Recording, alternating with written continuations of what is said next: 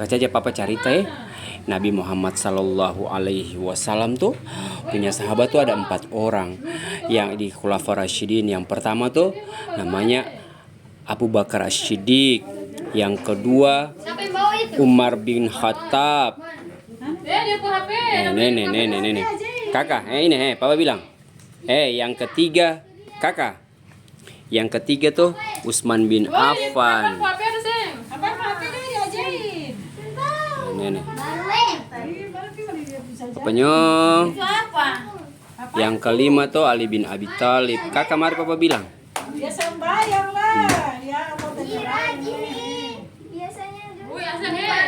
Kakak.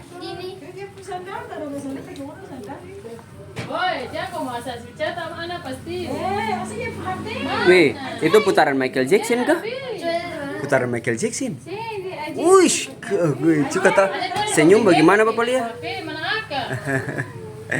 Wush.